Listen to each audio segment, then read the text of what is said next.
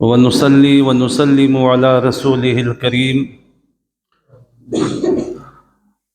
أما بعد، فأعوذ بالله من الشيطان الرجيم. بسم الله الرحمن الرحيم.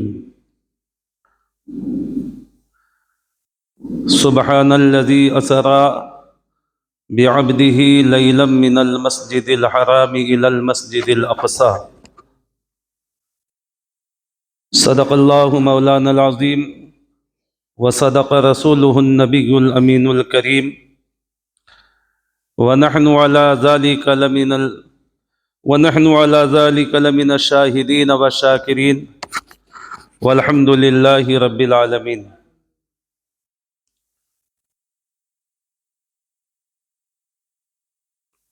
طوفان نوح لانے سے اے آنکھ فائدہ، دو اشک ہی بہت ہے اگر کچھ اثر کرے. کام کی جتنی باتیں تھیں وہ ماشاءاللہ ہو چکی. فاضل نوجوان مولانا انور صاحب اشرفی، استاذ دارالعلوم اسلامیہ حنفیہ، بیان کر رہے تھے اور ہم اور آپ سماعت فرما رہے تھے.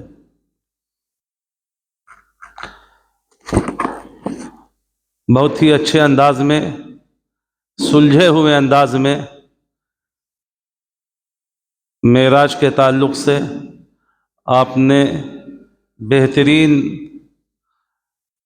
بیان سماعت فرمایا.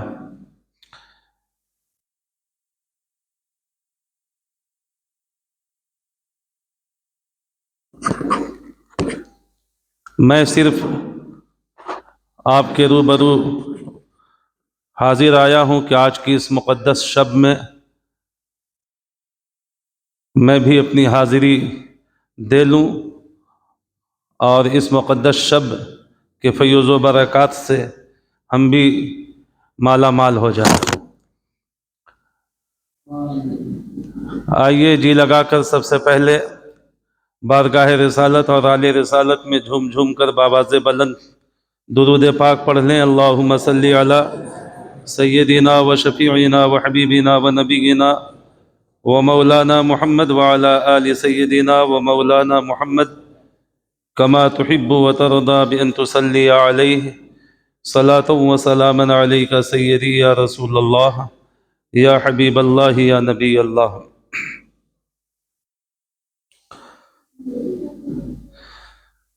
سب سے پہلے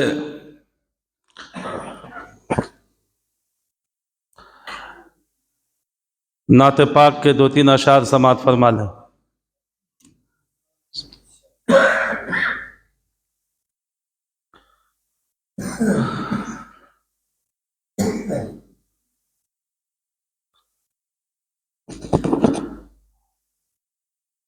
حصول برکت کے لیے میں پڑھ رہا ہوں، آپ حصول برکت کے لیے سماعت فرمائیں.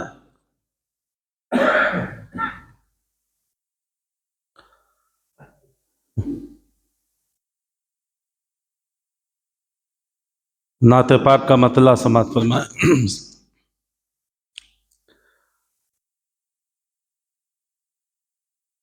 وہ جو آقا ہر زمانہ ہے، وہ جو آقا ہر زمانہ ہے، وہ جو آقا ہر زمانہ ہے، ہم نے رہبر اسی کو مانا ہے، ہم نے رہبر اسی کو مانا ہے، وہ جو آقا اے ہر زمانہ ہے، اور جس کے زیر قدم زمانہ ہے۔ اور یہ شعر دیکھیں، ہم زمیں پر گناہ گار سہی، ہم زمیں پر گناہ گار سہی، ہم زمیں پر گناہ گار سہی، سر پہ رحمت کا شامیانہ ہے، سر پہ رحمت کا شامیانہ ہے، وہ جو آقا ہر زمانہ ہے۔ میں سفر میں ہوں اور میری منزل، میں سفر میں ہوں اور میری منزل، میں سفر میں ہوں اور میری منزل، شاہ والا کا آستانہ ہے، شاہ والا کا آستانہ ہے، وہ جو آقا ہر زمانہ ہے۔ اور یہ مقطع کا شعر سماعت فرمائے، سیرت مصطفیٰ پڑھیں ماجد، سیرت مصطفیٰ پڑھیں ماجد، سیرت مصطفیٰ پڑھیں ماجد، خود کو انسان اگر بنانا ہے، خود کو انسان اگر بنانا ہے، وہ جو آقا ہر زمانہ ہے، ہم نے رہبر اسی کو مانا ہے۔ ایک بار اور درود پاک پڑھ لیجیے، اللہم صلی علی سیدنا و شفیعنا و حبیبنا و نبینا و مولانا محمد وعلى آل سيدنا ومولانا محمد كما تحب وترضى بأن تصلي عليه صلاة وسلاما عليك سيدي يا رسول الله يا حبيب الله يا نبي الله۔ نبی کون و مکان صلی اللہ علیہ وسلم کے معجزات میں سے ایک اہم اور بڑا معجزہ معراج بھی ہے۔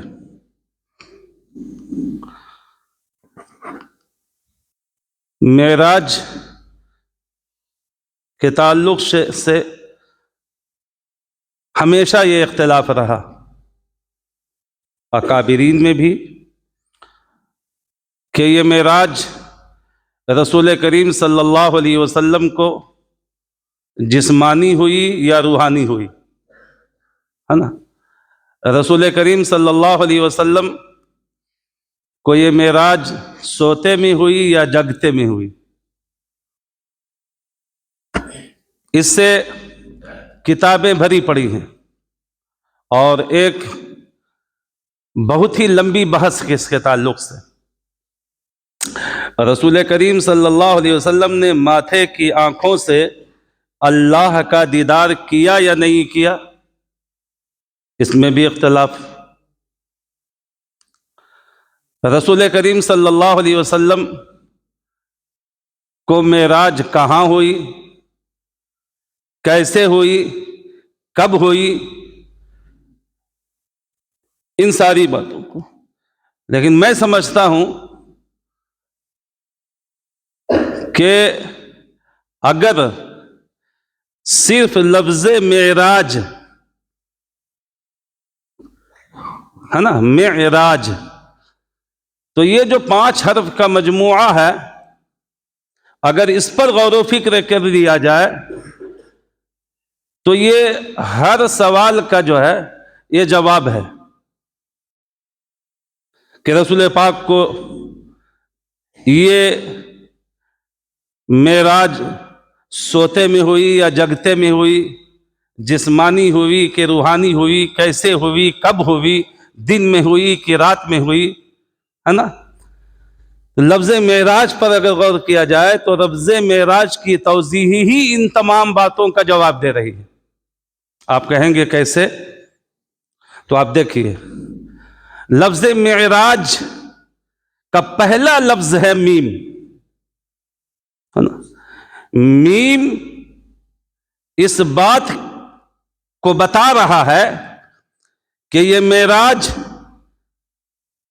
جو اس شب کو ہوئی، یہ معراج کسی اور کو نہیں، میم بتا رہی ہے محمد الرسول اللہ کو ہوئی ہے نا؟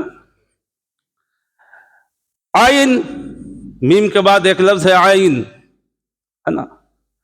عین بھی ایک چیز کی طرف غمازی اور اشارہ کر رہا ہے، اور یہ بتا رہا ہے کہ میم اس بات کو بتا رہی ہے کہ معراج کسی اور کو نہیں، اس شب میں محمد الرسول اللہ کو ہوئی ہے، اور عین اس بات کو بتا رہی ہے کہ رسول کریم کو یہ معراج فرش پر نہیں بلکہ عرش اعظم پر ہوئی ہے نا؟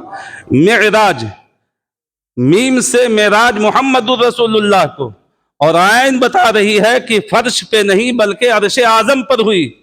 اور اسی معراج کے لفظوں میں سے ایک لفظ جو را ہے نا، وہ اس چیز کو بتا رہا ہے، یہ را اس چیز کی طرف غمازی کر رہی ہے کہ معراج محمد الرسول اللہ کو ہوئی، اور ہوئی بھی زمین پہ نہیں، فرش پہ نہیں، عرش اعظم پر ہوئی۔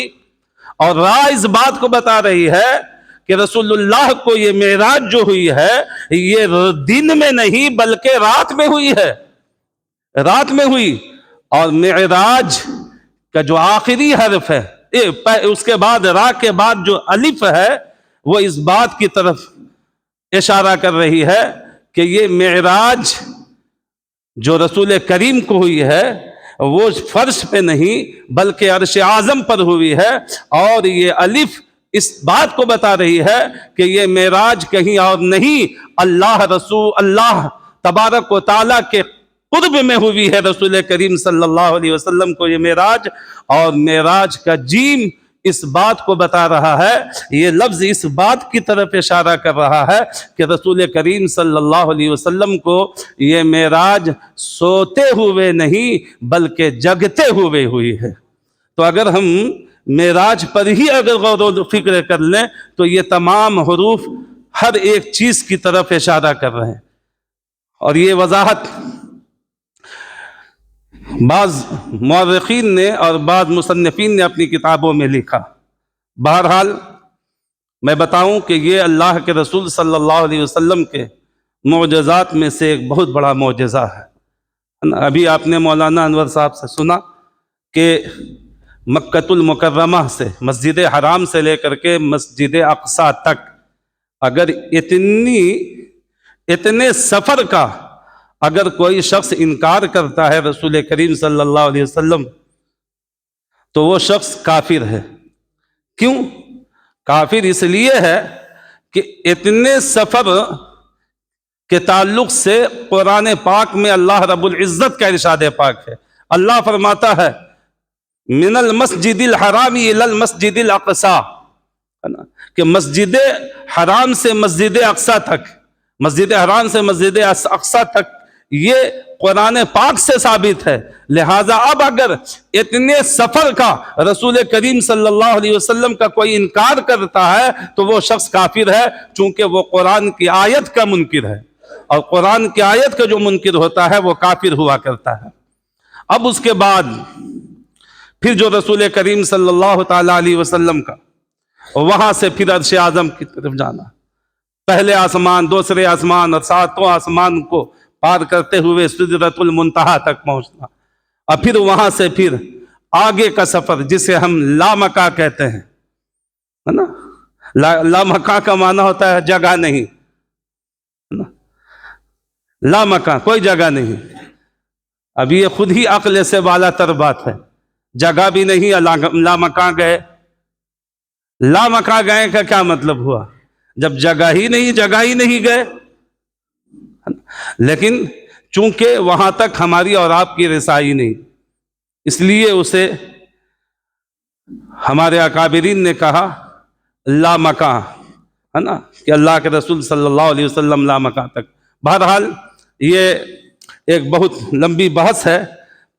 رسول کریم صلی اللہ علیہ وسلم حضرت ام ہانی جو سیدنا علی المرتضیٰ کی سگی بہن اور حضرت ابو طالب کی بیٹی، آپ ان کے گھر میں آرام فرما تھے، اور اللہ تبارک و تعالی نے سید الملائکہ جبریل امی کو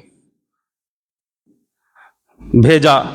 آپ نے سنا براق لے کر کے بھیجا، اپنے محبوب کا مشتاق پروردگار عالم نے اپنے سید الملائکہ کو بھیجا، جبریل امی تشریف لائے، اور اللہ کے رسول صلی اللہ علیہ وسلم محو استراحت تھے۔ کمال ہے، پوری رات، ہر رات جاگنے والا وہ رسول، ہر رات جاگنے والا وہ محبوب، جو پوری رات جاگ کر کے رب حبلی امتی رب حبلی امتی کی صدائیں لگاتا ہو رب کی بارگاہ میں، اور اپنی گنہگار امت کے شفاعت کے لیے دعائیں کرتا ہو، وہ رات سو رہا ہے۔ اس رات کو سوئے ہوئے ہے نا، ایک عجیب سا فلسفہ ہے، ہر پل اپنی گنہگار امت کو یاد کرنے والا، اور ایسا جگنے والا رات میں کہ پروردگار عالم ارشاد فرماتا ہے، قرآن پاک میں ہے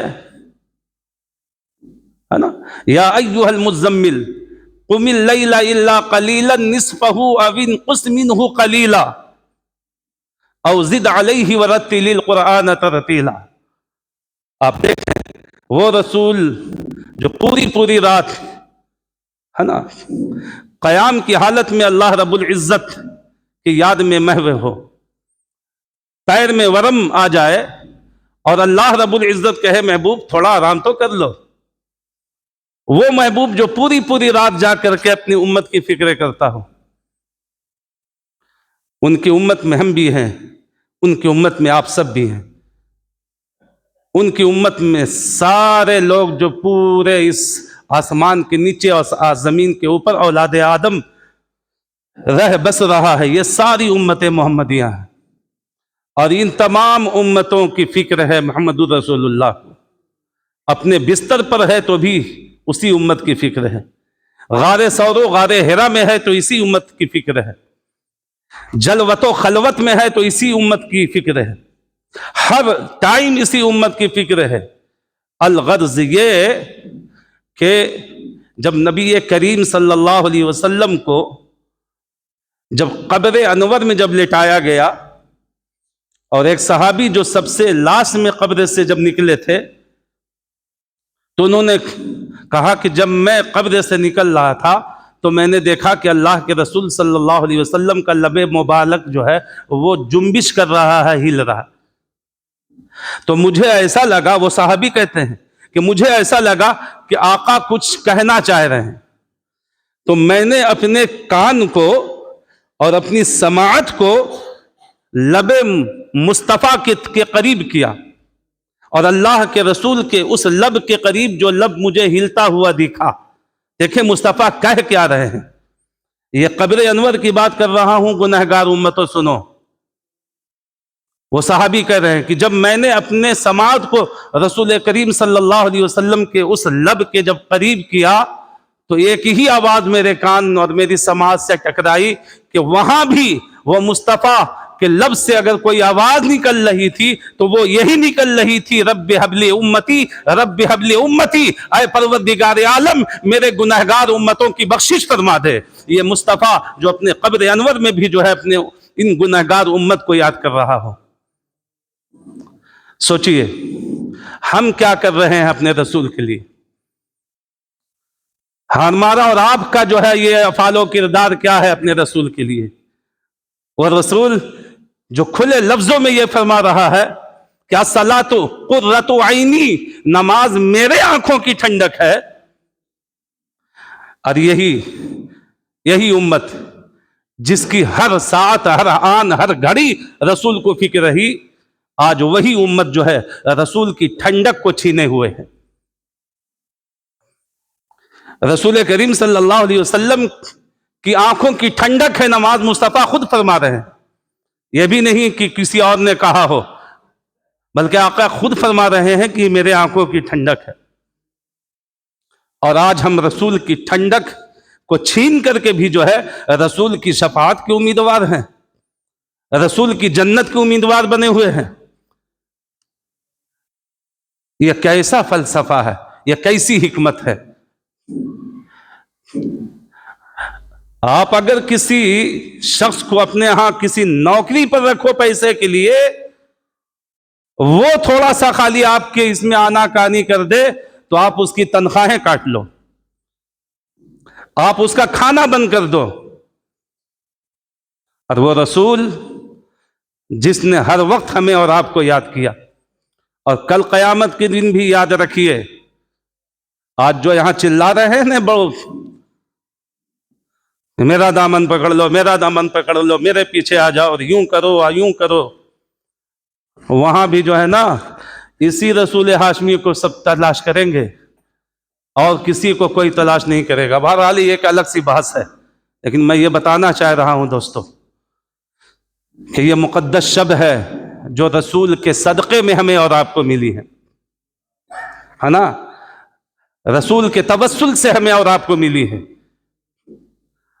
اور یہ بھی دیکھیے جس کا جیسا مقام، جس کا جیسا مرتبہ ہوتا ہے، اس کے معجزات بھی ویسے ہی ہوتے ہیں۔ میں نے کہا نا کہ رسول کے تمام معجزات میں سے ایک معجزہ یہ بھی معراج بھی ہے، یہ بھی معراج ہے۔ لیکن اور انبیاء کرام جتنے بھی 1,24,000 کم و بیش انبیاء کرام کو معراج ہوئی، سب کی معراج کو آپ پڑھیں، کہاں ہوئی، کب ہوئی، کیسے ہوئی، کیوں کر ہوئی، سب کی معراج کو پڑھیں، اور ایک طرف مصطفیٰ کی معراج کو پڑھیں۔ تو جو جیسا بلند و بالا ہوتا ہے اللہ اس کو معجزہ ویسے ہی عطا فرماتا ہے۔ الغرض یہ کہ جتنے بھی انبیاء کرام کو جو ہے معراج ہوئی، اللہ نے اسی دھرتی پر انہیں معراج سے مشرف فرمایا، لیکن جب اپنے محبوب کو معراج کرانا ہوا تو کہا محبوب اور انبیاء کی طرح نہیں، تو ان سے بلند و بالا ہے، اس لیے تجھے معراج کرواؤں گا تو فرش پہ نہیں، تجھے عرش پہ بلا کر کرواؤں گا۔ یہ رسول کریم صلی اللہ علیہ وسلم کا معراج ہے۔ حضرات، جب جبریل امی آئے حضرت ام ہانی کے گھر تو آ کر کے کھڑے ہیں، ادھر اللہ رب العزت نے جبریل امی کو بھیجا میرے محبوب کو لے کر کے آؤ، ہے نا۔ یہاں آئے تو محبوب آرام فرما رہے ہیں، کشم میں ہیں۔ کیا کروں؟ جگاتا ہوں تو بے ادبی ہے، اور اگر رکتا ہوں تو بارگاہ رب العزت میں اس کے محبوب کو لے جانے میں دیری ہے۔ جگاتا ہوں تو بے ادبی ہے۔ آپ دیکھیے میرے جملے پر غور کیجئے گا، کھڑے اب کشمکش میں ہیں، اللہ ہی کی طرف سے جو ہے حضرت جبریل امین کو اشارہ ہوا، سید الملائکہ کو، کہ اپنی ان ٹھنڈی ٹھنڈی آنکھوں کو مصطفیٰ کے قدموں سے مس کرو، مصطفیٰ کے قدموں سے مس کرو، ٹھنڈک سے مصطفیٰ بیدار ہو جائیں گے۔ بڑی حیرت، آدمی بیان کرتا ہے، ہم سنتے ہیں، پڑھتے ہیں، علماء تقریر کرتے ہیں، سنتے ہیں، سن کر کے ہم لوگ آگے چلے جاتے ہیں۔ یہ بہت بڑی بات ہے۔ اگر رسول کریم سید الرسل ہیں تو جبریل امی بھی سید الملائکہ ہیں۔ اگر یہ رسولوں کے سردار ہیں تو وہ بھی فرشتوں کے سردار ہیں۔ اور بھی طرائق تھے، اللہ یہ بھی کہتا اپنے اس فرشتے سے کہ جبریل ان کے ہاتھوں کو اپنے لبوں سے بوسا لو۔ یہ بھی تو طریقہ تھا نا، اپنے لبوں سے مصطفیٰ کریم کے جبیں کا بوسا لو، یوں اٹھاؤ مصطفیٰ کو، ان کے ہاتھوں کا بوسا لو، یوں اٹھاؤ مصطفیٰ کو۔ لیکن نہیں، نہ جبیوں کو چومنے کے تعلق سے رب نے فرمایا اور نہ ہاتھوں کو بوسے لینے کے تعلق سے بتایا، بلکہ اللہ نے فرمایا اپنی آنکھوں کو مصطفیٰ کے قدموں میں سے لگاؤ، قدموں سے لگاؤ۔ ارے یہی مصطفیٰ کی شان و عظمت کو سمجھو۔ اللہ بتانا کیا چاہتا ہے؟ اللہ یہی تو بتانا چاہتا ہے قیامت تک آنے والی نسلوں کو کہ اے میرے بندو سنو، جہاں فرشتوں، جہاں ملکوت و ملکیت کی جو ہے، جہاں جو ہے طاقت ختم ہوتی ہے، وہاں سے مصطفیٰ کائنات کے جو ہے وہاں سے عظمت جو ہے آپ شروع ہوا کرتی ہے۔ جہاں فرشتوں کے سردار کی جو ہے ملکیت ختم ہوتی ہے، وہاں سے مصطفیٰ کی رسالت کی عزت جو ہے شروع ہوا کرتی ہے۔ یہ مصطفیٰ کریم صلی اللہ تعالی علیہ وسلم کا مرتبہ آپ دیکھیں۔ بہرحال حضرت جبریل امی نے اپنی آنکھوں کو مصطفیٰ کے قدموں سے جو ہے مس کیا۔ مصطفیٰ کریم نے آنکھوں کو کھولا۔ جبریل امی نے کہا کہ اللہ نے آپ کو طلب کیا ہے، اللہ نے آپ کو جو ہے طلب کیا ہے، آپ کو چلنا ہے میرے ساتھ۔ بہرحال اللہ کے رسول صلی اللہ علیہ وسلم جو ہے پھر وہاں سے چلے اور پھر وہ مسجد اقصیٰ تک آئے۔ اب آپ دیکھیے راستے میں کیا کچھ ہوا۔ ایک ہوتا ہے نا کہ ہم بھی ہر روز اپنے جو ہے روم سے مسجد میں آتے ہیں، پانچوں وقت آتے ہیں نماز پڑھانے کے لیے، آپ بھی اپنے گھروں سے آتے ہیں نماز پڑھنے کے لیے۔ لیکن ایسا نہیں ہے کہ ہر وقت کے بارے میں اگر ہم سب کو پوچھے کہ آپ جب ظہر میں آ رہے تھے تو آپ کے روم سے لے کر کے مسجد تک آنے تک میں آپ سے کس کی ملاقات ہوئی تھی؟ آپ نے کس کو دیکھا تھا؟ عصر میں آ رہے تھے تو آپ کی ملاقات کس سے ہوئی؟ آپ نے کیا کیا دیکھا؟ مغرب میں آئے تو آپ نے کیا کیا دیکھا؟ کبھی ایسا ہوتا ہے کہ دیکھی ہوئی چیز بھی ذہن سے محو ہو جاتی ہے، دیکھی ہوئی بھی چیز ذہن سے محو ہو جاتی ہے، لیکن اللہ رب العزت، دیکھیے آپ کہ جب نبی کریم صلی اللہ علیہ وسلم مسجد حرام سے مسجد اقصیٰ تک چلے تو جو کچھ مصطفیٰ نے دیکھا ہے نا، وہ سارا مصطفیٰ کریم صلی اللہ تعالی علیہ وسلم نے اسے محفوظ رکھا۔ وہ سب محفوظ رہا، کس سے ملاقات ہوئی، کون سا قافلہ تھا، کب کہاں ملا، کس مقام پہ ملا، وہ سب۔ اس لیے کہ عالم الغیب والشہادہ رب نے اپنے اس غیب داں نبی کو ان ساری باتوں سے جو ہے واقف اور خبردار کر دیا کہ محبوب یہ ایسا معجزہ ہے کہ قیامت تک لوگ جو ہے شش و پنج میں رہیں گے. جب تم یہاں سے واپس ہوگے تو لوگ وہی پوچھیں گے جہاں تک ان کی رسائی ہے. اب عرش کی بات کون پوچھے گا؟ پہلے آسمان کی بات کون پوچھے گا؟ دوسرے آسمان کی، ساتوں آسمان کی، اس سے اوپر کی بات کون پوچھے گا؟ تم سے تو وہی پوچھا جائے گا جس کی جہاں تک رسائی ہے، وہ وہی بات پوچھے گا. تو مسجد اقصیٰ سے تمہیں پھر عرش کی طرف سفر کرنا ہے. اب مسجد حرام سے مسجد اقصیٰ تک جب تم جا کر کے واپس بتاؤ گے کہ میں یہاں سے مسجد اقصیٰ گیا اور وہاں سے پھر عرش اعظم پر گیا، جنت و دوزخ کا مشاہدہ کیا، یہ چیزیں ہمیں ہوئی، پہلے آسمان پر فلاں نبی سے ملاقات ہوئی، دوسرے پر فلاں سے ملاقات ہوئی، مسجد اقصیٰ میں میں نے تمام انبیاء کی امامت کی، یہ ساری باتیں تم بتاؤ گے. تو جب تم مسجد اقصیٰ سے جو آسمان کی طرف سفر کرو گے وہ نہ تم سے کوئی پوچھے گا اور نہ تو تمہیں کسی کو کچھ بتانا ہے، تم اپنے سے بتانا چاہو تو بتاؤ، اس کے تعلق سے کوئی کچھ نہیں پوچھے گا. یہاں تک جتنے معاملات ہوئے ہیں، چونکہ یہ بھی تجارت کے لیے جو ہے سفر کرتے ہیں، یہ بھی جو ہے مسجد اقصیٰ تک کا جو ہے وہ راہ دیکھے ہوئے ہیں، کیا کچھ کہاں ہے کہاں کیا نہیں ہے یہ سب جانتے ہیں. تو محبوب یہ سب تم سے سوال کریں گے، اس لیے جو ہے اس کو اچھی طریقے سے دیکھ لو. مصطفیٰ کریم نے رات کے اس تھوڑے سے حصے میں آپ نے جو ہے مسجد حرام سے مسجد اقصیٰ تک سفر کیا، اور پھر وہاں سے جو ہے آپ نے پھر آسمان کا جو ہے سفر کیا. اور یہ تیز رفتار برق، براق، علماء فرماتے ہیں براق یہ برق سے بنا ہے نا. برق کے معنی ہوتا ہے بجلی، برق کا معنی بجلی ہوتا ہے، اور بجلی کی کیا رفتار ہوتی ہے اس زمانے میں سمجھنا جو ہے مشکل نہیں ہے. اس ترقی یافتہ زمانے میں برق کی رفتار کو سمجھنا مشکل نہیں ہے نا. ہم دیکھتے ہیں ہم اپنی آواز کو برق ہی کے ذریعے سے کتنے لمحے میں کہاں سے کہاں پہنچا دیتے ہیں. یہ برق کی رفتار ہے. لیکن حیرت ہے کہ یہ وہ برق ہے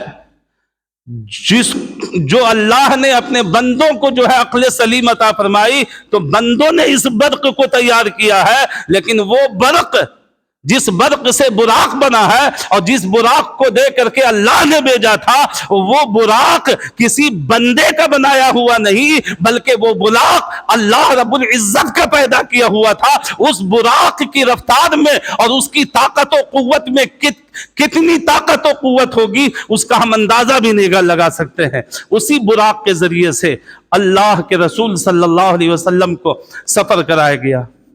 سنتے ہیں جہاں سے نگاہ جہاں جو ہے ختم ہوتی ہے، اسے یہاں سے اٹھایا اور جہاں تک نگاہ گئی براق کا جو ہے وہ رفتار وہاں جا کر کے جو ہے اس کا قدم پڑتا تھا.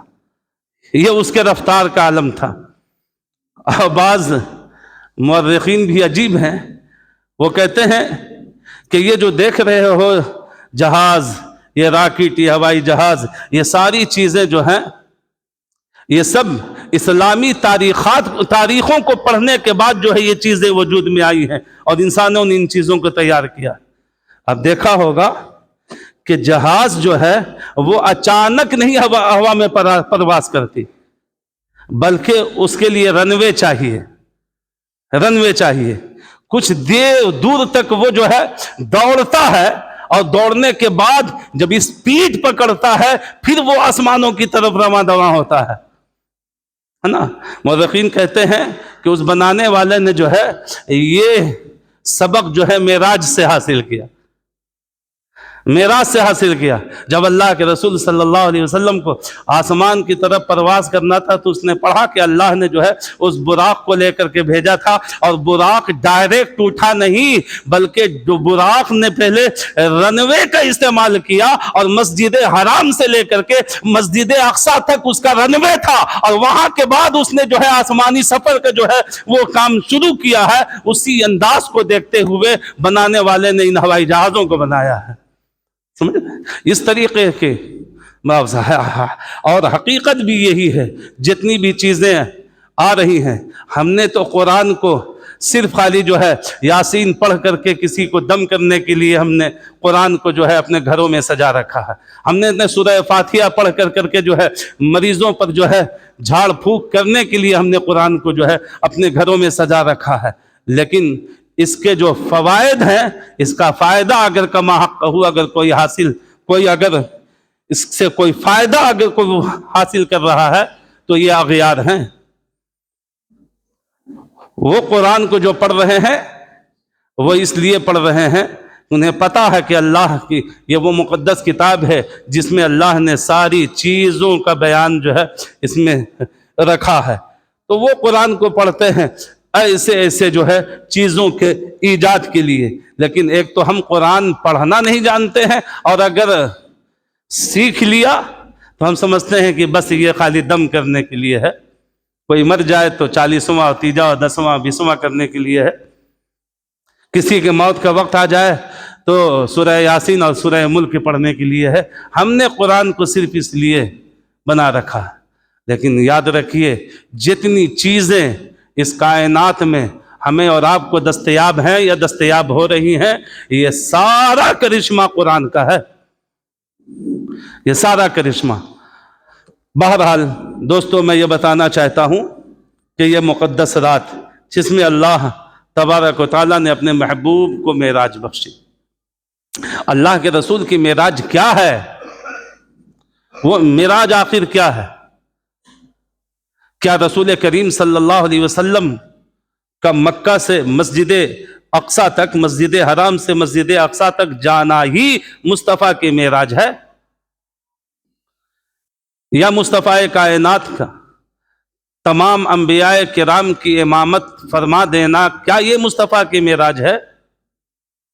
یا امامت فرمانے کے بعد براق کے ذریعے سے پرواز کر کے 7 آسمان کو پار کر جانا، کیا یہ مصطفیٰ کی معراج ہے؟ اور ان 7 آسمان کو پار کرنے کے بعد کیا سدرۃ المنتہا تک، جبریل امی کے جو ہے اس مکان تک پہنچنا، کیا یہ مصطفیٰ کی معراج ہے؟ حضرات نہیں. یہ سب مصطفیٰ کی معراج کیسے ہو سکتی ہے؟ یہ سب مصطفیٰ کی معراج نہیں، بلکہ اگر غور و فکر کیجئے تو آپ یہ کہنے پر جو ہے آمادہ ہوئیے گا کہ مصطفیٰ کا مسجد حرام سے مسجد اقصیٰ تک جانا یہ مصطفیٰ کی معراج نہیں ہے، بلکہ جن جگہوں کو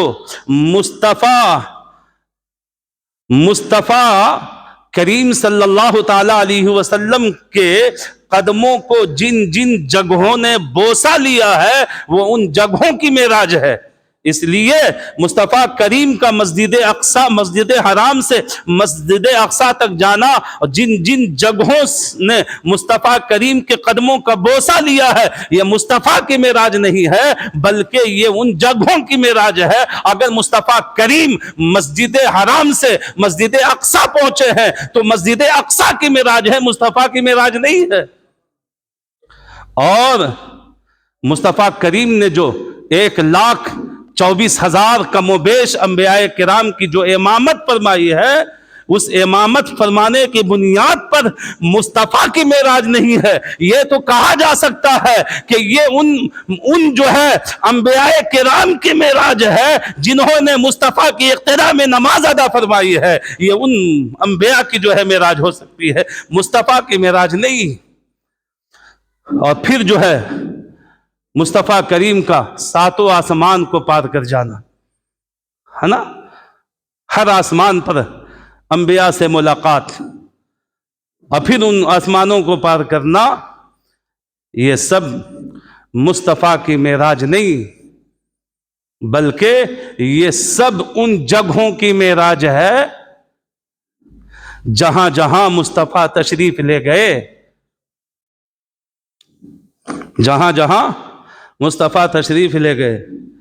اور آپ نے علماء سے سنا، جو لوگ پڑھے ہوئے ہیں انہوں نے پڑھا ہوگا، ورنہ علماء سے آپ نے سنا ہوگا، اللہ تبارک و تعالیٰ کے مقدس رسول حضرت موسیٰ کلیم اللہ جن کا لقب ہی کلیم اللہ ہے، جو اللہ سے کلام کیا کرتا ہو، ہے نا، وہ جب طور پہاڑ، آپ کو جو اللہ سے جب ہم کلام ہونا ہوتا تھا تو ہر جگہ نہیں، یہ بھی شان مصطفیٰ کی ہے، یہ بھی شان صرف مصطفیٰ کی ہے، ورنہ جتنے انبیاء کو دیکھی یہ جلالی پیغمبر ہیں۔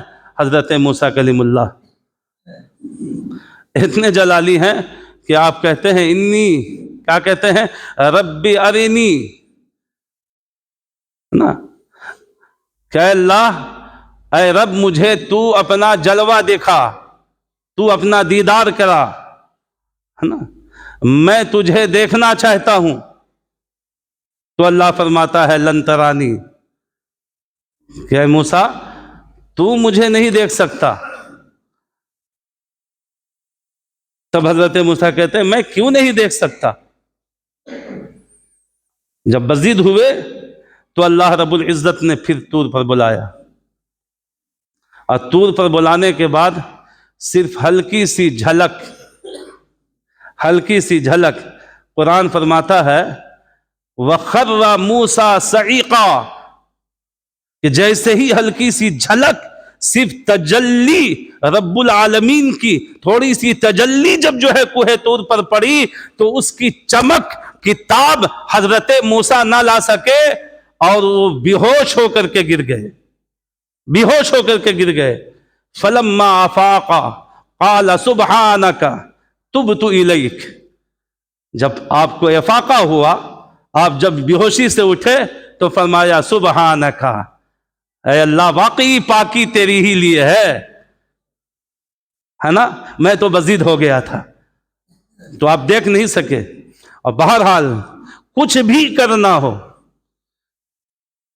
خدا سے کلام کرنا ہو تو موسیٰ تمہیں طور پر آنا ہوگا، تمہیں توریت لینی ہو تو طور پر آنا ہوگا، کوئی معروضہ پیش کرنا ہے تو موسیٰ تمہیں طور پر آنا ہوگا، ہم سے کسی قسم کا کلام کرنا ہے موسیٰ تو تمہیں طور پر آنا ہوگا۔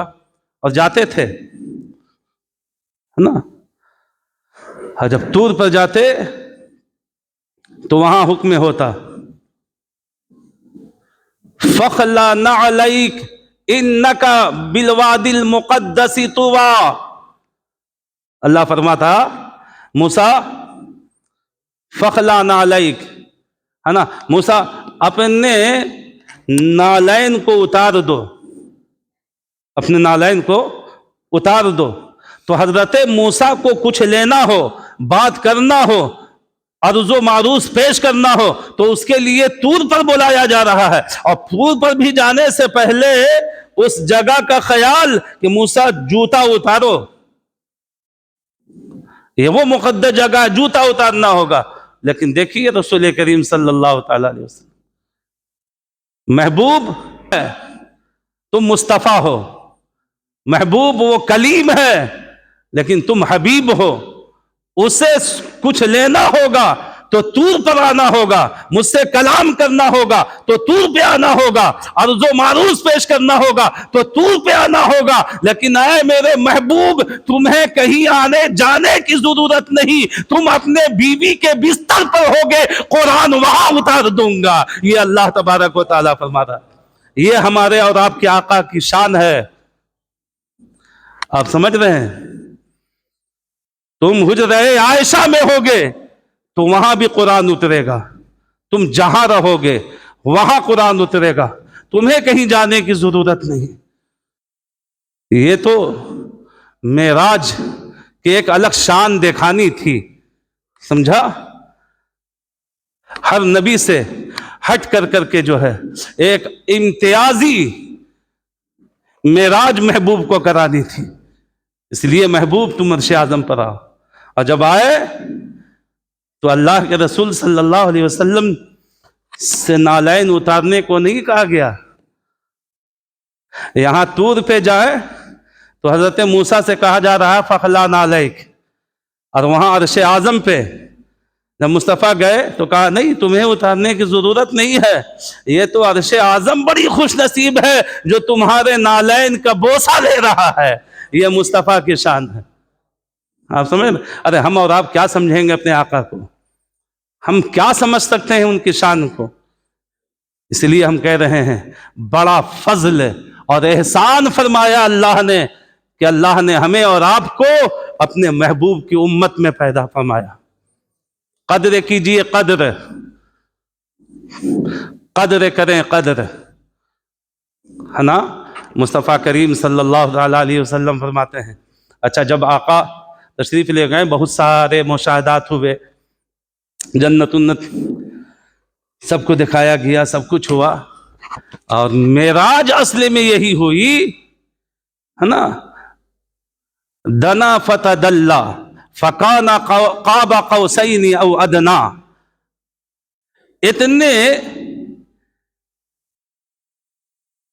قریب سے اللہ نے اپنا دیدار کرایا اپنے محبوب کو کہ قرآن مثال دے رہا ہے کیا؟ فکان قاب قوسین او ادنا، فکان قاب قوسین۔ اب دیکھا ہے تیر، دیکھا ہے تیر کمان ہے نا، جو تیر دیکھیے گا تو ایک ایسے ہوتا ہے اور پھر اس میں ایک دھاگا یا ربڑ کو کہہ لیجئے وہ لگا ہوتا ہے نا، ایسے کر کے یوں، تو اس میں ایک جو ہے یہ ہو گیا قوسین، اور یہ جو دھاگا ہوتا ہے یہ قاب قوسین۔ اچھا ان دونوں میں دوری کتنی ہوتی ہے؟ مثال دیکھیے قرآن کیسے دے رہا، فکان قاب قوسین، اللہ اور محبوب کی ملاقات یہ قوسین کی طرح، فکان قاب قوسین۔ اچھا قاب قوسین کہہ کر کے رب تبارک و تعالیٰ پھر آگے فرما رہا او ادنا، یہ مثال بھی بہت بڑی ہے، اس سے بھی قریب بلا کر کے میں نے اپنا دیدار تمہیں کرایا ہے، یہ اللہ فرما رہا ہے۔ آپ دیکھیے غور کیجئے ہے نا، اس سے بھی قریب بلا کر کے اللہ رب العزت کے ہر کام میں حکمت، راز ہے نا، حکمت پوشیدہ ہے۔ کچھ بھی آپ دیکھیے سب میں آپ کو جو ہے آپ کو حکمت ملے گی ہے نا۔ ابھی آپ دیکھیے ابھی مولانا میں 50 وقت کی نماز تحفے میں ملی نا، کم ہو کر کے 5 رہ گئے، 5 رہ گئے ہے نا۔ یہ ہماری اور آپ کی گنتی کم کی بنائی ہوئی گنتی یہ ہے کہ اگر اس کو کم کرتے جاؤ تو عدد بھی کم ہوگا اور اس کے متعلقات بھی کم ہوں گے۔ جو ہم نے اور آپ نے گنتی بنا دی 1 2 3 4 5 6 7 8 9 10 ہے نا، ایک کو ہٹا دیجئے گا تو 9 بج جائے گا، پھر دوسرے کو ہٹائیے گا تو 8 بج جائے گا، اس کو ہٹائیے گا تو اتنا بچ جائے گا، یعنی ہٹتا جائے گا، وہ سیدھے سے ختم ہوتا جائے گا۔ لیکن اللہ رب العزت نے جو 50 نمازیں دیں اور اس میں سے جو 45 کم کی، تو رب نے فرمایا ہم نے صرف عدد کم کیا ہے محبوب، ثواب تو اتنا ہی دوں گا جتنے 50 میں ملنے والے تھے۔ پڑھیں گے 5، ثواب وہی 50 کا ملے گا، چونکہ رب تبارک و تعالیٰ جو چیز متعین فرما دیتا ہے، لا تبدیل لکلمات اللہ، اللہ کے کلمات میں کبھی رد و بدل نہیں ہو سکتا ہے۔ اس لیے محبوب ہم نے 50 نمازیں دی ہیں تو 50 پڑھیں گے، جب بھی 50 والا ثواب پائیں گے۔ 45 میں نے کم کر دیا ہے، اب 5 ہی چاہے پڑھیں، ثواب 85 ہی والا ملے گا، اس لیے کہ یہ کلمات میرے ہیں، یہ اللہ فرماتا ہے۔ آپ سمجھ رہے ہیں؟ تو رب تبارک و تعالیٰ کے کلمات میں تبدیلی نہیں ہے۔ بار کئی مرتبہ آنے جانے میں جا کر کے جو ہے وہ 50 جو ہے 5 بچا ہے نا۔ کیا ضرورت تھی بھائی؟ اللہ بھی عالم الغیبی و شہادہ، اور اللہ کی عطا سے انبیاء بھی غیب جاننے والے، حضرت موسیٰ بھی خوب جان رہے تھے، تب نہ بار بار بھیج رہے تھے، خوب جان رہے تھے تب نہ ایک ہی مرتبہ بول دیے ہوتے کہ بھائی 45 کم کر کے آ جائیے، نہ ان کو پریشانی نہ ان کو پریشانی۔ بھائی جانے آنے میں آدمی تھکتا نہیں ہے کیا؟ یہاں سے وہیں تک بار بار آئیے جائیے، دیکھیے کیا حالت ہوگی۔ اب پتہ نہیں کتنے نمبر پہاڑ پہ حضرت موسیٰ سے ملاقات ہوتی تو میرے ذہن میں نہیں ہے ابھی، لیکن بہرحال کسی آسمان پر حضرت موسیٰ سے ملاقات ہو رہی تھی، اور وہاں سے حضرت موسیٰ کہتے ہیں نا پھر جائیے، پھر گئے، پھر آئے، پھر نہ پھر جائے، پھر آئے، پھر جائے۔ بھائی غیب یہ بھی جان رہے ہیں خدا کی عطا سے، غیب حضرت موسیٰ بھی جان رہے ہیں، تب تو بار بار بھیج رہے ہیں، جان رہے ہیں تب تو بھیج رہے ہیں کہ پڑھے گی نہیں یہ 50 وقت کی، پڑھ نہیں پائے گی۔ تو حضرت موسیٰ اور خود اللہ عالم الغیب والشہادہ وہ بھی خوب جان رہا کہ ایسا ہونا ہے، تو ایک ہی مرتبہ وہی 5 دے دیتا اور کہہ دیتا محبوب 50 کا ثواب ہے، 5 پڑھوانا ہے، لیکن نہیں، بار بار آنا جانا آنا جانا۔ کبھی غور کیا کیوں؟ ایک آدمی، میں دنیاوی مثال دے رہا ہوں نہ صرف سمجھانے کے لیے، اس کو ادھر فٹ مت کیجیے گا، میں صرف سمجھانے کے لیے۔ ایک بادشاہ سے ہر آدمی جو ہے اس طریقے سے نہیں جو ہے مل جل سکتا ہے کہ ایک شخص جو ہر وقت اس کے سامنے اس کے پاس رہتا ہو۔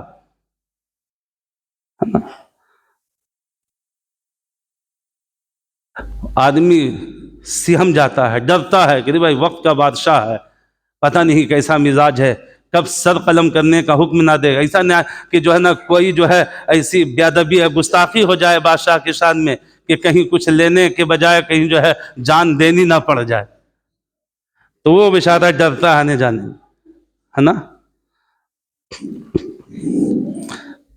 قیامت آنی ہے نا، قیامت تو آنی ہے، حق ہے۔ اب قیامت کا سما بھی آپ نے کتابوں میں پڑھا اور علماء سے سنا، کیا حالت ہوگی، کیا حالت ہوگی، تھوڑا تھوڑا آپ سن چکے ہیں۔ یہ سورج جو آج پتہ نہیں کتنے میل دور ہے تو اس کی تپش ہم اور آپ برداشت نہ کر پا رہے ہوں، 1.25 نیزے پر ہو جائے گا وہ، کیا حالت ہوگی بندوں کی۔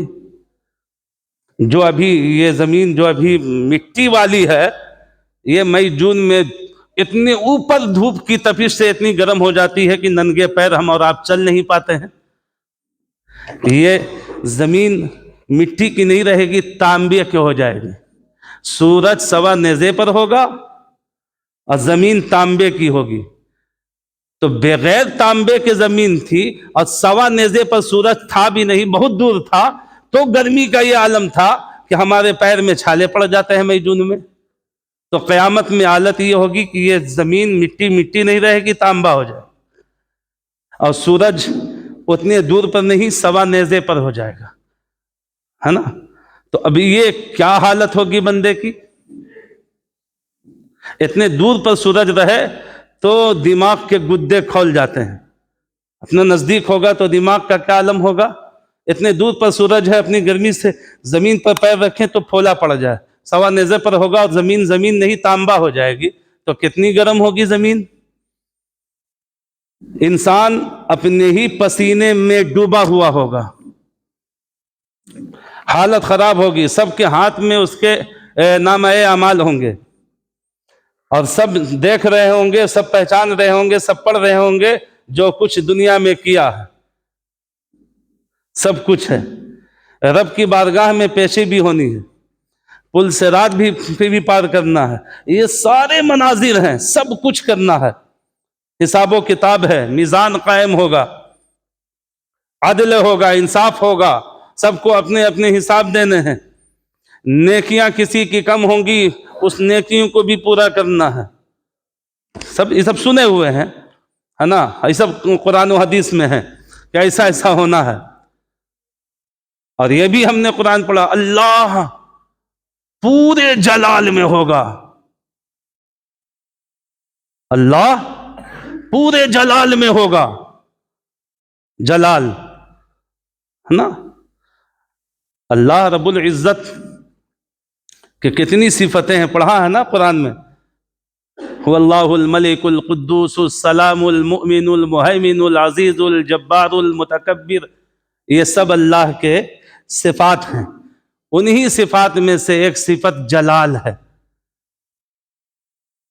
غضب ناک ہوگا وہ قیامت کے دن، ایسی حالت ہوگی اور ایسا غضبناک ہوگا کہ عوام تو عوام، پبلک تو پبلک، امتی تو امتی، انبیاء خوف کر رہے ہوں گے، انبیاء ڈر رہے ہوں گے، کوئی نہیں جائے گا. یہی تو وجہ ہے کہ ہر امت جو ہے پورے اولاد آدم سب سے پہلے اپنے ابا کے پاس جائیں گے، حضرت آدم کے پاس، کہ اب ہم سب کے ابا ہیں. آج میرا کام بنائیے. پوچھیں گے کیا بات ہے؟ ایسا سا معاملہ ہے، اللہ کے پاس لے چلیے. تو حضرت آدم کہیں گے اذهبوا الی غیری، اذهبوا الی غیری، میں اس کے لیے نہیں ہوں، میرے علاوہ کی طرف جاؤ، کہیں اور جاؤ. جو سب سے اصل اور مرجع باپ ہیں ہمارے اور آپ کے، وہ جب بھگا رہے ہیں تو دوسرے باپوں کا کیا ہوگا بھائی؟ وہ کب لگائیں گے؟ اور وہ باپ خالی باپ نہیں ہے، وہ باپ بھی ہے اور ساتھ میں نبی بھی ہے. وہاں جب کام نہیں بن رہا ہے تو خالی باپ کے پاس کیا بنے گا؟ جو باپ نبی بھی ہے وہ بھی کہہ رہا ہے اذهبوا الی غیری، نہ یہاں سے بھاگو، یہاں سے چلو جاؤ. تو پھر یہ سب ابا جو ہمارے اور آپ کے ابا ہیں یہ کیا کریں گے؟ تو الغرض یہ کہ کوئی کام نہیں آنے والا ہوگا. تو ایسے وقت میں کون کام آئے گا؟ کون کام آئے گا؟ اب جیسے ہم نے تقریباً 5 سال تک اچھوچھا میں پڑھا، ہمیں قائد ملت کی بھی تمام طرح کے کیفیات کا عالم ہے، پتہ ہے کہ ان کا کیا سبھاؤ ہے، کس وقت کیسے رہتے ہیں حضرت، کس سے ملنے سے وہ خوش ہوتے ہیں اور کون سی حرکت کرنے سے جو ہے یہ ناراض ہو جاتے ہیں، اور جو ہر وقت رہتا ہے وہ اچھی طریقے سے چہرے سے پہچان لیتا ہے ابھی کس موڈ میں ہے. نہیں، یہ تو روزمرہ کی بات ہے، آپ کے ساتھ بھی، آپ بھی جس کے ساتھ صبح سے شام تک رہتے ہیں، ہر انسان جانتا ہے کہ کون کس موڈ میں ہے. تو چونکہ اللہ نے کسی اور نبی کو اپنا دیدار کرایا نہیں، اس لیے اللہ کے جب دیدار کسی نبی نے نہیں کیا تو کسی نبی کو کیا پتا کہ اللہ تبارک و تعالیٰ کا اس وقت یہ جمال ہے یا جلال ہے. یہ تو صرف مصطفیٰ نے دیکھا ہے، مصطفیٰ نے، یہ تو عبداللہ کے لختے جگر نے اور آمنہ کے نور نظر نے دیکھا ہے، اور ایک مرتبہ نہیں کئی مرتبہ بلا کر کے اللہ نے دکھلایا ہے. دیکھ لے، صحیح سے دیکھ لے اور پہچان لے، کل قیامت میں تو ہی سب کی سفارش کرنے کے لائق ہوگا، کوئی اور نہیں، تجھ سے پہلے تجھے ہی آنا ہوگا. اس لیے میرا دیدار کر لے تاکہ کل جب یہ امتیں تیرے پاس پہنچے تو تو بے باک ہو کر کے اپنے رب کی بارگاہ میں ان کے لیے سفارش اور مغفرت کی دعائیں کر سکے. اس لیے اللہ نے جو ہے یہ معراج کرائی. آپ نے دیکھا، ورنہ قیامت کے دن کون جاتا؟ حضرت آدم نے بھی نہیں دیکھا، نوح نے بھی نہیں دیکھا، عیسیٰ و موسیٰ نے بھی نہیں دیکھا، اسماعیل و ابراہیم نے بھی نہیں دیکھا. الغرض 1,24,000 انبیاء کرام نے اللہ کا دیدار ماتھے کی آنکھوں سے نہیں کیا.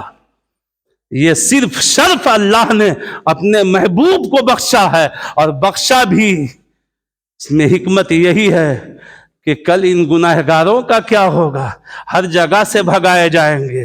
حضرت آدم بھی کہیں گے اذهبوا الی غیری، نوح بھی کہیں گے اذهبوا الی غیری، یہ جو ہے دوڑتے رہیں گے ایک کے بعد ایک کے بارگاہ میں، اور وہ سب دوڑاتے رہیں گے اذهبوا الی غیری، ہر کوئی یہی کہے گا اذهبوا الی غیری۔ لاسٹ میں جب یہ گناہگار جب مصطفیٰ کریم کے پاس پہنچے گی تو وہاں اذهبوا الی غیری نہیں ہوگا، وہی لب پہ ہوگا انا لہا انا لہا۔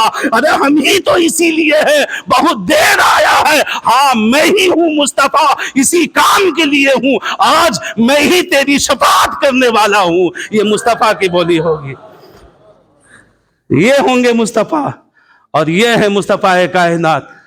جب یہ اولاد آدم ہر جگہ سے جب چلا دی جائے گی تو لاسٹ میں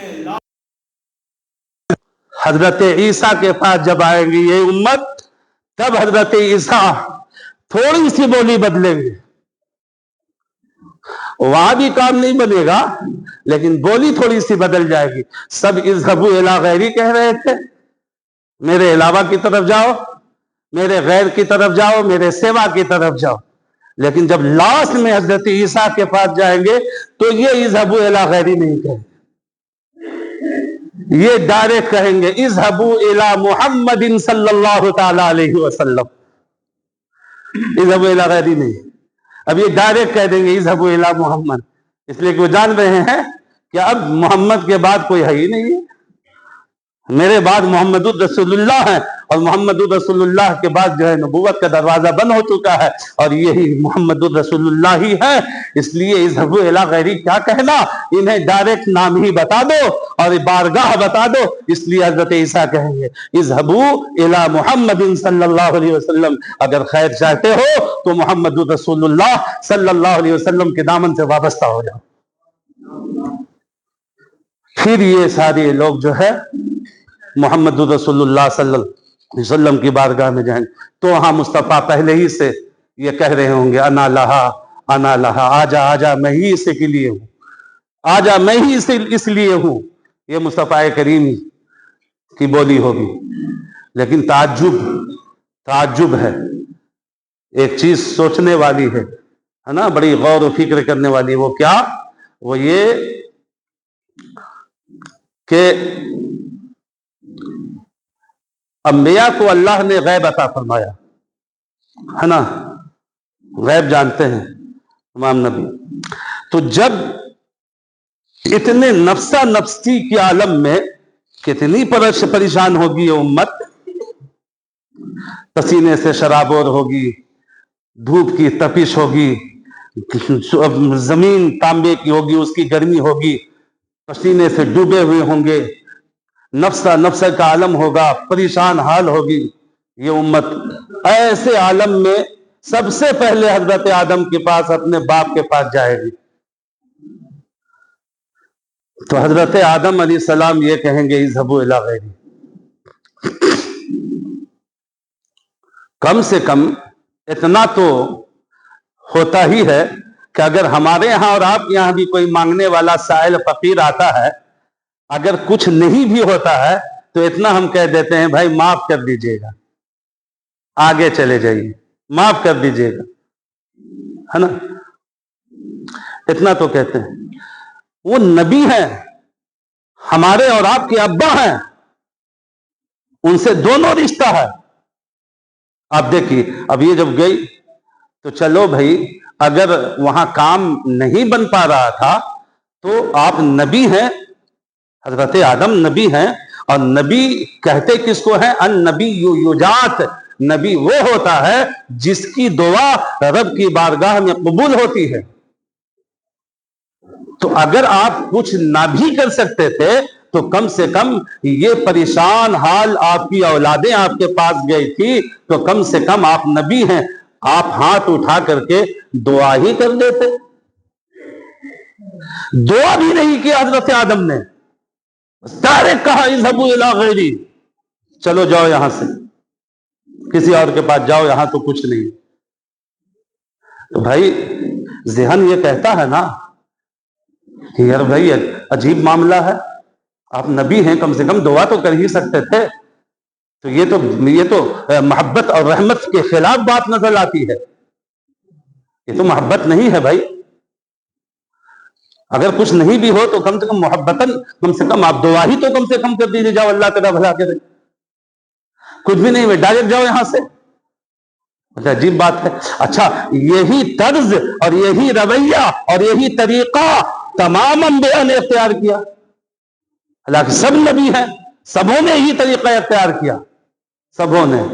بات بنی تو مصطفیٰ کی بارگاہ میں، اور مصطفیٰ نے تمام لوگوں کے کام مصطفیٰ کریم آئے.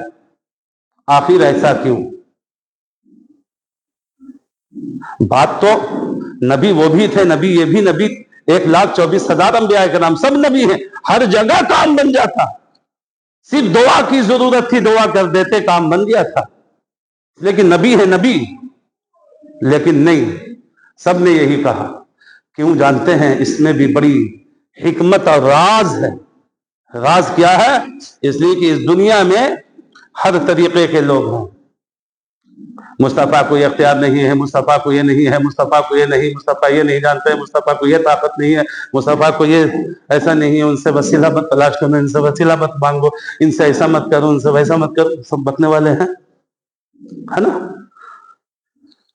تو قیامت کے دن یہ جو سب اکٹھا ہو کر کے انبیاء کی بارگاہ میں جائیں گے نا، حضرت آدم، حضرت نوح، حضرت عیسیٰ، حضرت موسیٰ، حضرت ابراہیم، سب. تو یہ جو چھلے والی جماعت ہے وہ چھلا کر کے آگے الگ نہیں رہے گی، یہ بھی ساتھ ساتھ جائے گی. جو یہاں کسی سے مدد طلب کرنے کو شرک اور مدد طلب کرنے والے کو مشرک کہہ رہی ہے، یہ شرک کہنے والی اور مشرک کہنے والی یہ جماعت بھی وہاں جو ہے شرک کرتے ہوئی نظر آئے گی.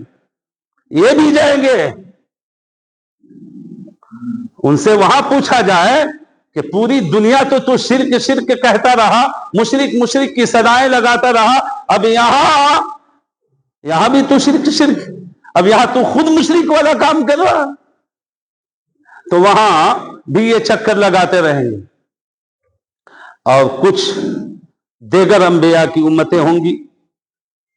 تو کل قیامت کے دن اگر اللہ رب العزت تمام انبیاء کی بارگاہ سے گزارتا ہوا اپنے محبوب کی بارگاہ میں نہیں لاتا اور ڈائریکٹ یہ محبوب کی بارگاہ میں پہنچ جاتے، یا حضرت آدم ڈائریکٹ رسول اللہ کی بارگاہ میں بھیج دیتے جبکہ وہ جان رہے تھے، تو بہت بڑی پرابلم تھی.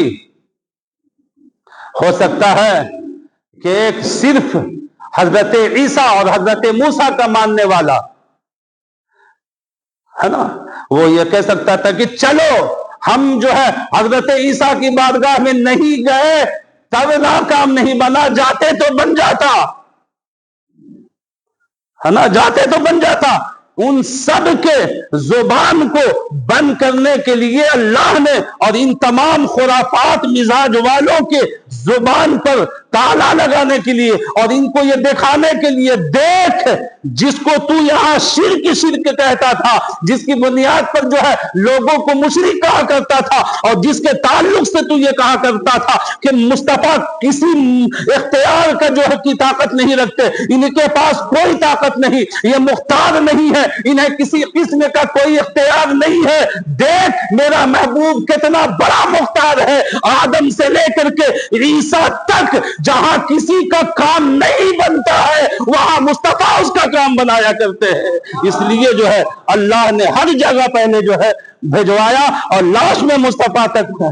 اسی لیے تو علامہ اقبال کہتے ہیں فقط اتنا سبب ہے انعقاد بزم محشر کا، تمہاری شان محبوبی دکھائی جانے والی ہے نا. ورنہ تو کیا یار حساب کتاب، کیا میزان، کیا پلسرات، اور کیا جو ہے نفسا نفسی. اللہ خوب جان رہا ہے. نہیں جان رہا ہے کہ ہم نے کیا کیا، آپ نے کیا کیا ہے، اچھا کون ہے، برا کون ہے، جنتی کون ہے، دوزخی کون ہے. یہ اتنا کچھ کرنے کی ضرورت کیا تھی؟ جنتیوں کو جنت میں بھیج دیتا، دوزخیوں کو دوزخ میں بھیج دیتا. اللہ تو عالم الغیب والشہادہ ہے. لیکن یہ سب ہو رہا ہے یہ صرف مصطفیٰ کی شان دکھلانے کے لیے، ہمارے اور تمہارے نبی کی عظمت اور اس کے مرتبہ و منصب کو بتانے کے لیے جو مصطفیٰ کے اختیار کا یہاں انکار کر رہے تھے، خدا یہ دکھلا رہا ہے، دیکھ کہیں بھی چلا جا، یہ وہ جگہ ہے کہ کہیں بھی چلا جا جہاں کسی کا کبھی کوئی کام نہ بنے، اور کہیں جب کام نہیں بنتا ہے، جب ہر دربار سے جب وہاں سے جواب مل جاتا ہے تو ایک ہی دربار ہے اور وہ دربار محمد ہے، یہاں آنے کے بعد سب کا کام بنا دیا جاتا ہے، اور یہ محمد رسول اللہ ہے جو کہیں گے انا لہا، سمجھ میں؟ اس لیے یہ معجزہ معراج پیش آیا ہے نا، کہ کل قیامت کے دن اسی محبوب کے پاس ہمیں اور آپ کو جانا ہے، اور محبوب نے اپنی ماتھوں کی نظروں سے خدا وحدہ لا شریف کو کا دیدار کیے ہوا ہے، وہ خوب جانتے ہیں محمد رسول اللہ کہ اس رب کو کیسے راضی کرنا ہے اور اس رب سے ان گنہگاروں کو کیسے بخشوانا ہے، یہ سب محمد رسول اللہ جانتے ہیں۔ بس یہ مختصر سا بیان ہے، اور یہ بڑی مقدس شب ہے دوستو، اور بڑی کرم ہے اللہ کا، اس کا لاکھ لاکھ کروڑ اور کروڑ فضل و احسان جس نے ہمیں اور آپ کو محمد الرسول اللہ عطا فرمایا، اس کی امت میں ہمیں اور آپ کو پیدا فرمایا۔ اس لیے خدا را قدر کیجئے، سمجھیے اپنے آپ کو کہ ہم کون ہیں۔ اللہ فرماتا ہے کنتم خیر امت، کہ تمام امتوں میں اللہ فرماتا ہے بہتر امت ہم نے اپنے محبوب کی امت کو بنایا ہے، یہ اللہ فرما رہا ہے۔ اس لیے ہمارا ہر عمل، ہر فعل ہمارا ایسا ہونا چاہیے جو واقعی لگے کہ یہ بہتر ہے نا۔ میں رب تبارک و تعالیٰ کی بارگاہ میں دعا کرتا ہوں کہ پروردگار عالم آج کی شب کے فیوز و برکات سے ہم سب کو مالا مال فرمائے۔ آج کے اس مبارک رات کے صدقے پروردگار عالم ہم سب کے خطاؤں کو، گناہوں کو معاف فرمائے، اور ہم سب کو توفیق عطا فرما دے کہ ہم سب جو ہے اپنی زندگی کو جو ہے احکام خداوندیہ پر اچھی طرح عمل کر کے گزارے۔ بولنے میں زبان سے جو لغزش ہو گئی ہو، انسان ہے بھائی ادھر، تو میں تمام لوگوں کے سامنے اللہ رب العزت کی بارگاہ میں توبہ و استغفار کرتا ہوں۔ استغفر اللہ ربی من کل ذنب و اتوب الیہ۔ آپ سب بھی کلمہ شریف پڑھ لیجئے، لا الہ الا اللہ محمد رسول اللہ، اشہد ان لا الہ الا اللہ وحدہ لا شریک لہ واشہد ان محمدا عبدہ ورسولہ وما علینا الا البلاغ۔ السلام علیکم ورحمۃ اللہ وبرکاتہ۔